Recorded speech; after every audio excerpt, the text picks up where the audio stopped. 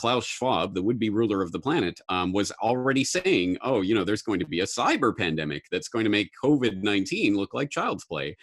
What? Excuse me? What's a cyber pandemic? And why are you so confident that this is going to happen? That should be raising alarm bells in and of itself. We begin with the brazen cyber attack that has shut down the biggest pipeline in the United States, cutting off the flow of gasoline, diesel, and jet fuel. Today, the FBI put out a statement pointing the finger at a group of hackers. The FBI says the dark side ransomware is responsible for the compromise of the Colonial Pipeline networks. JBS paid hackers a ransom of $11 million after last week's cyber attack crippled that company's meat supply. The paper, citing the company's CEO, reports the company paid the ransom in Bitcoin. He told the Journal it was a painful decision, but called it the right thing for our customers. The hack shuttered several U.S. beef plants and sparked concerns about rising meat prices and supply issues. The FBI reports the Russian criminal cyber gang R-Evil was behind the attack. Question is, will the FBI hack them back? 2020 is a year that has really changed the world. It is thanks to technology that we are able to join the Cyber Polygon entirely remotely. This training is another step in creating a trusted digital environment and fostering open dialogue to discuss even the most challenging cybersecurity issues. Nobody can fight these phenomena, which are only going to increase in the next couple of years in this dynamic technological environment. As this world grows in force, and this happens throughout the world, it's just a statement of the obvious. You need to protect people properly.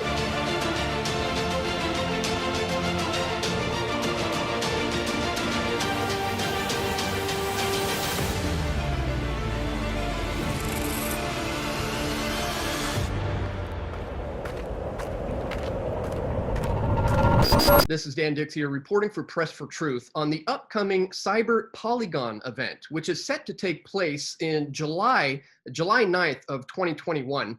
And as we see here from the website, it says here, the International Capacity Building Initiative aimed at raising the global cyber resilience and the expansion of intersectoral cooperation against cyber threats.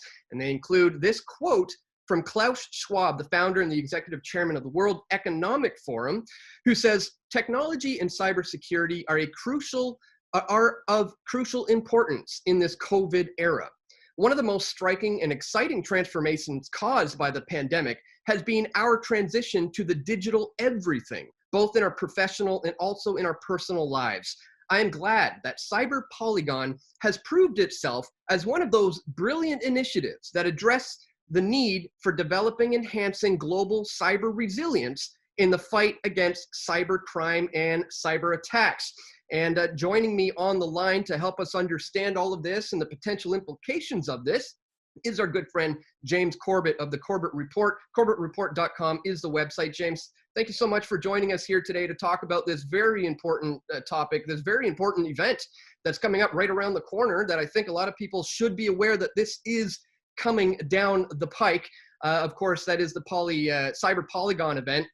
And this really could be paving the way for a future false flag type scenario where global supply chains will be taken out and it'll all be blamed on hackers. But before we get into any of this bigger picture stuff, maybe we could start with some of the latest news to be making the headlines in regards to these cyber attacks. We've seen this pipeline being hacked. We've seen JBS, the meat company, one of the world's largest suppliers of beef, being hacked. And we're recently now learning from the MSM and the FBI, who have made the announcement that they paid the ransom. JBS has paid the ransom of $11 million in Bitcoin to these hackers. And I don't know about you, James, but I don't really trust the MSM or the FBI for that matter.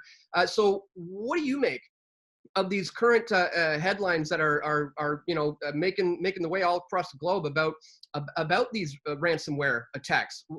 What's your initial reaction? Well, thank you for having me here, Dan. I think you're right. This is an incredibly important topic. And you're also right that we cannot trust these pronouncements from the MSM or the FBI as far as we can throw them. So, yeah, I have skepticism about every part of every one of these stories that's floating through the news wires right now. And we don't even have to think just in the past month or two. We can cast our mind all the way back to the beginning of the year with SolarWinds hack. And there's definitely a lot of reporting in the air around this subject in particular. And as you say, all the details are suspicious. But the fact that it is being reported and reported in this way, it tells us something important about what's happening right now, which is the conditioning of the public to accept this narrative. Your supply chains are dependent on this digital infrastructure. It is vulnerable. Russian hackers are out there hiding under every bush, and they could pounce at any moment to completely disrupt your life. That is the narrative that's being hardwired into the conversation right now. Details, schmetails, they're probably all bogus anyway, but they just want you to get that narrative in your head, obviously to condition us for something that is coming. And that's the million-dollar question. Yes, it certainly seems that this Cyber Polygon event is conditioning people for what is to come. And this is being done at the hands of the World Economic Forum. And they have actually put on similar events before. Now, before we talk a little bit about what the Cyber Polygon event is, maybe we could talk a little bit about the World Economic Forum and their using scenarios and drills in the past, things like Event 201 that happened before the real deal. And now they are involved with Cyber Polygon. What can you tell us about that? The similarities between Event 201 and what they're starting to do this year?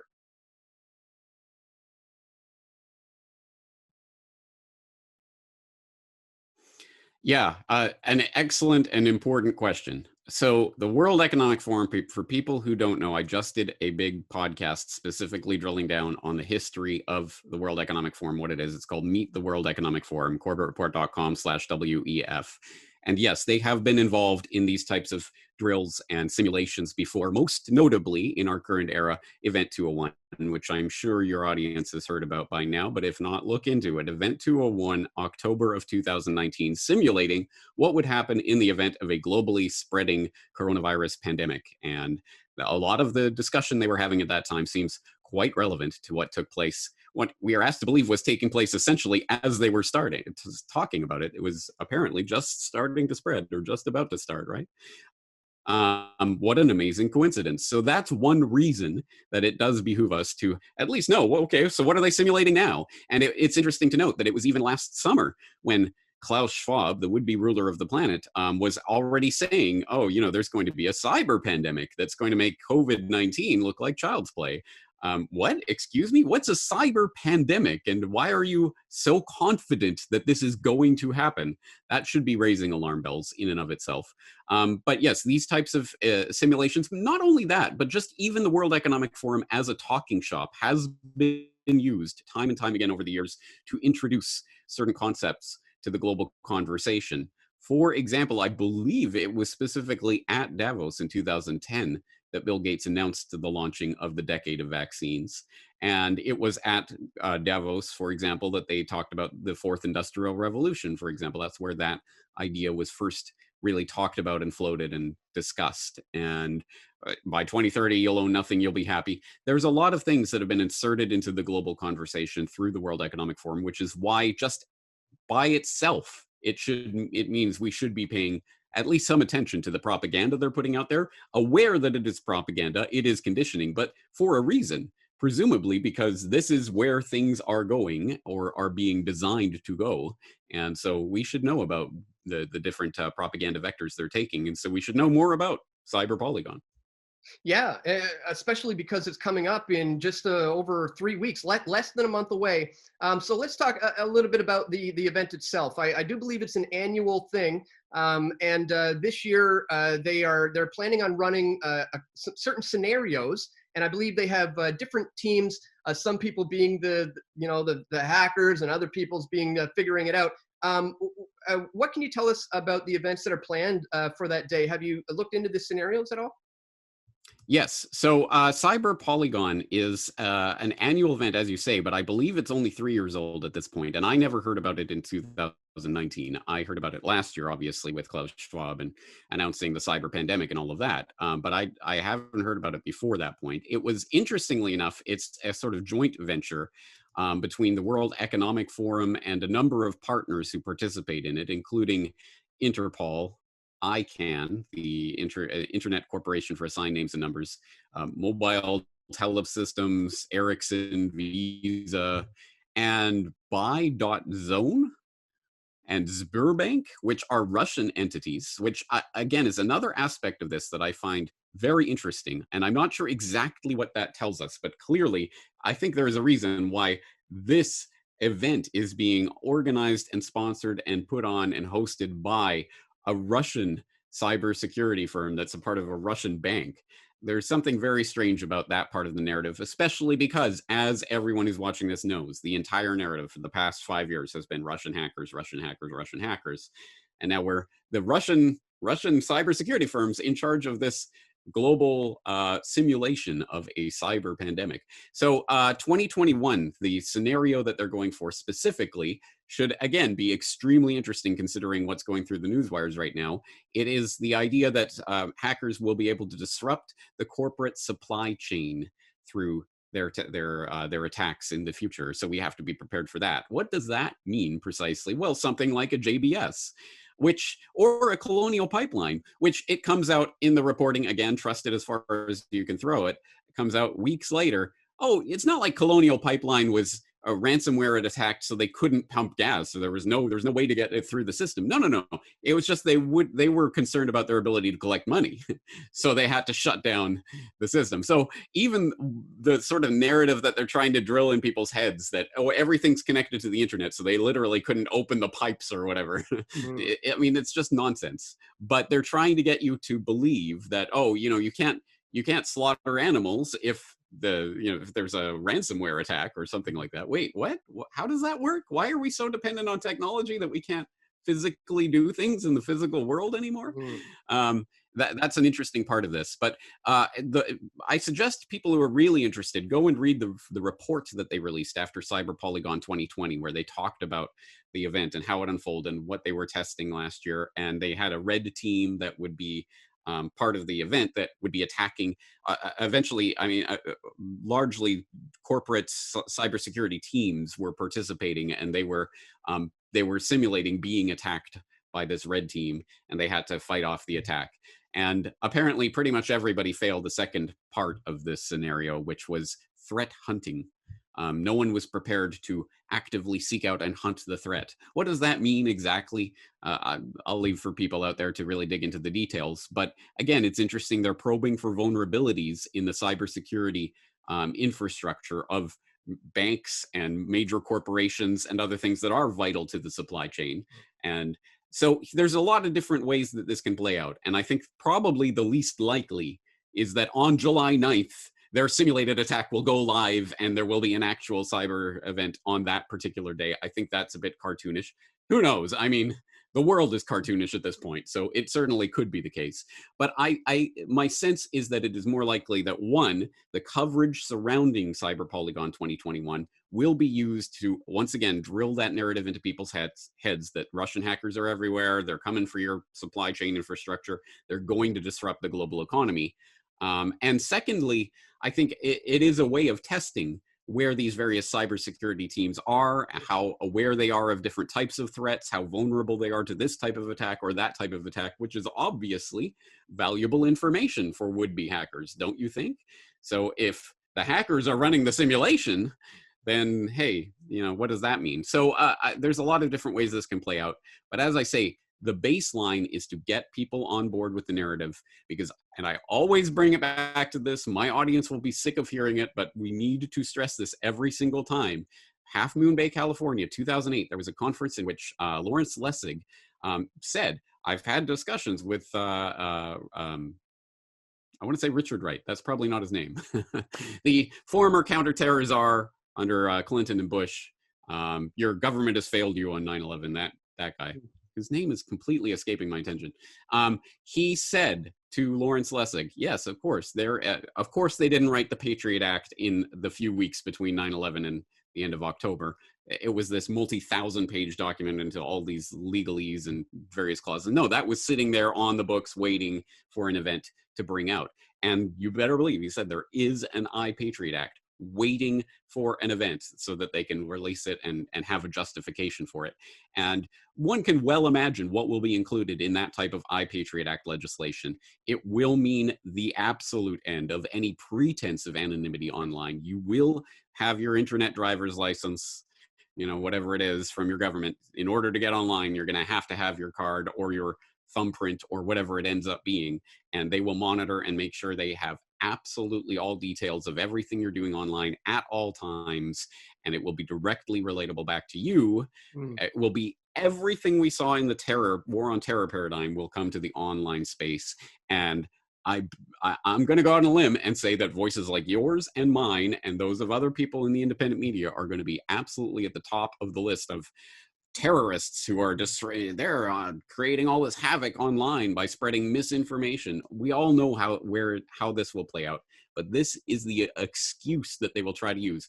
Oh, Russian hackers have disrupted the whole global supply chain, so we're going to have to crack down on cryptocurrencies and independent media and everything else. It will be their absolute blank check for everything they want to do. So, as always, exactly as with the war on terror paradigm, our power is to disarm the narrative before they play their trump card. If there had been more people warning about false flag terrorism, explaining it to the public, demonstrating how it works, this is how it's happened throughout history, this is what they want to do, this is how they're going to accomplish it, and then a 9/11 happens, it's going to be a lot harder sell to a lot more of the public. Thankfully, a lot of people have been trained on false flag terrorism over the past couple of decades. Can we now extend that out? Now, just think, how do they do that in 2021? It's going to look different than 2001, and it will probably involve virtual flag terrorism, an important concept. And we can only skim the surface in this conversation, but I've done work on that over the years. I hope people will go to corbettreport.com, type virtual flag into my search bar, and you'll find various reports I've done on this topic over the years. Well, if and inevitably when, I should say, they do move into this stage of bringing it into the real world, and we do start to see these breakdowns in the global supply chains, what is the ultimate end game from them? I mean, obviously it's about control. It's about shutting down voices like yours and mine, but they also often talk about this great reset. At least, you know, Klaus Schwab is a big fan of this anyways. Could this be the catalyst that they feel is necessary for this so-called great reset? Yes, but paradoxically so, because think about it. If our entire lives are so digitally dependent, and we're so dependent on everything being online and instantly available, that it's this great threat, and the cyber pandemic will be so much worse than COVID-19 because we're so dependent on our virtual existence now. Don't you think logically then you should say, well, maybe we shouldn't be so dependent on this digital infrastructure. Maybe we should build up our physical infrastructure separate from what's happening online so that we can survive if there's some kind of great disruption. But of course, that's not the narrative they want. No. We just are dependent on this digital infrastructure. And so it means we need even more power.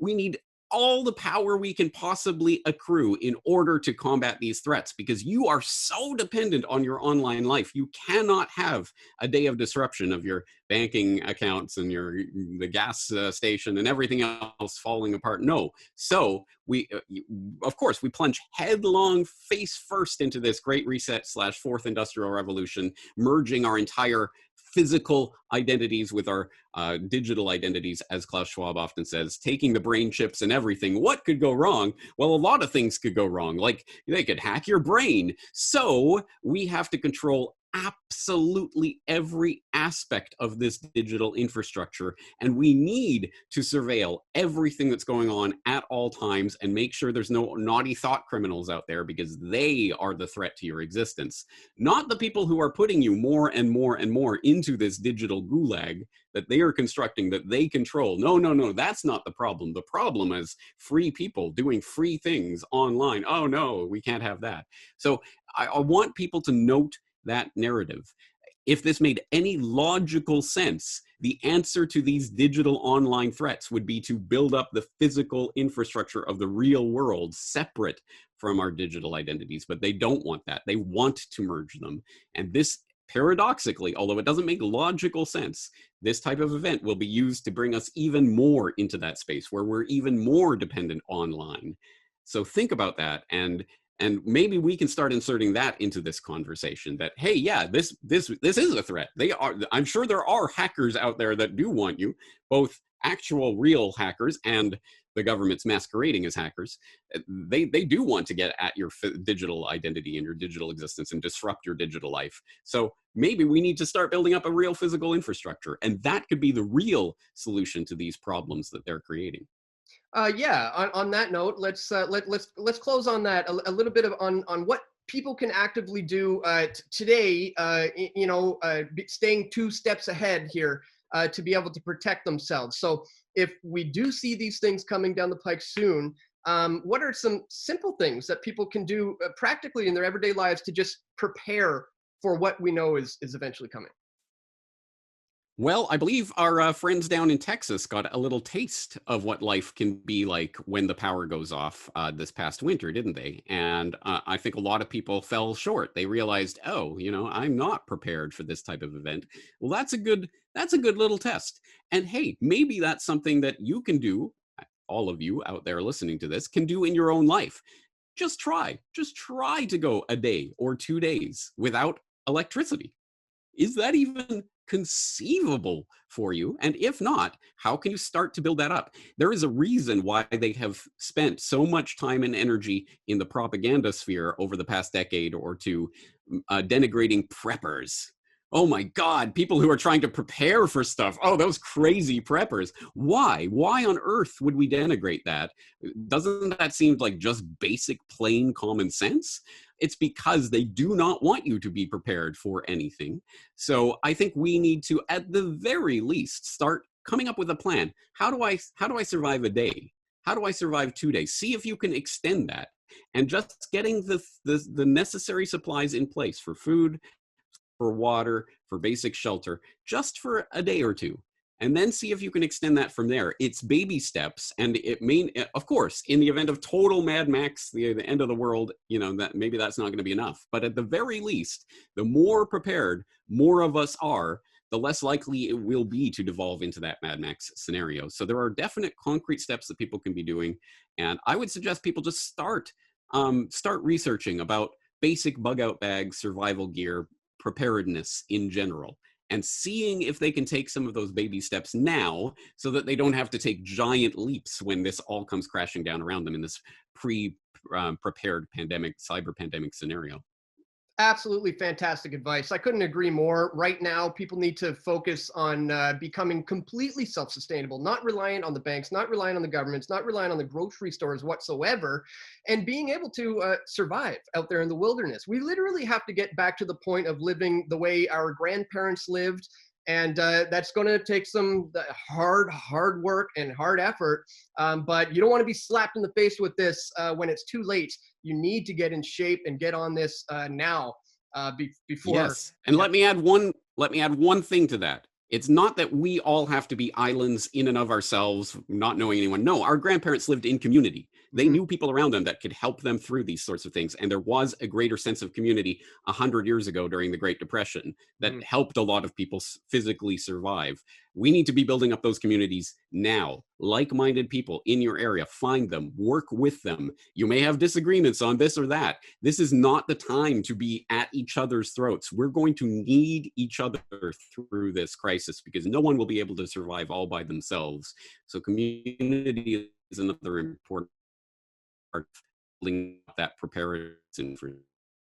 Yes, absolutely. I think community, not only the ability to not be relying on all of these governments and banks, but community indeed. We're going to have to support each other moving forward, and that's why, yes, we make friends with the like-minded people, and maybe go in on the land together. Pool your resources together. One guy might be good at one trade, and another guy's good at another. We get back to bartering and living like that. So. Once again, fantastic words of advice, James. I know you are going to continue to be covering this one. It's coming up in a couple of weeks. You're going to continue with your exposés of the World Economic Forum. For anybody who may not know where to find you, where's the best place for them to go? CorbettReport.com, CORBETT report.com. You can find my work on various other platforms that I post to, but that's the place. And you can sign up for my free email updates or sign up to my RSS to keep up to date with what I'm doing. I will be taking a couple of weeks off. Actually, I should be back by the time Cyber Polygon rolls around. So if anything does take place, I'll be here to cover it. Perfect. Well, I will look forward to that. And I strongly encourage people to check out the links. They are located in the description below. James, once again, thanks so much for talking to us today. Thank you, Dan. We all want truth.